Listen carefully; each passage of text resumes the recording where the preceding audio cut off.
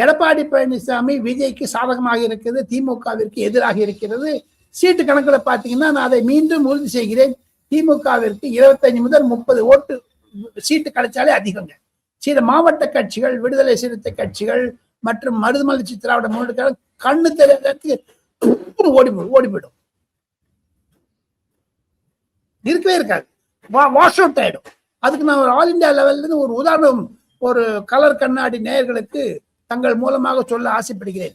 மாயாவதி என்ற ஒரு மாபெரும் சக்தி உத்தரப்பிரதேசத்தில் இருந்தது. 2022 பொது தேர்தலுக்கு நான் குறைந்தது 10 நாள் அங்க ஒரு 40-50 கான்ஸ்டிடுவன்சி போன டைம்ஸ் நவ் தொலைக்காட்சியினுடைய டீமோட அந்த பஸ்ல நான் இருந்தேன். அப்ப எல்லாம் சொன்னாங்க, வாக்கு வங்க அரசியல் தலித்தை வைத்து செய்யாதேன்னு சொன்னாங்க. ரொம்ப கஷ்டப்பட்டு அந்த அம்மா ஒரு சீட்டு பெற்றாங்க. அந்த மாதிரி நிலைமை திருமாவளவனுக்கு வரப்போகுது பாருங்க தமிழ்நாடு. அது விஜய், எடப்பாடி பழனிசாமி காரணம். அந்த கல்லா கூட்டணியிலிருந்து மாசம் மாசம் டப்பு வச்சிருந்தி, பாக டப்பு வச்சிருந்தி.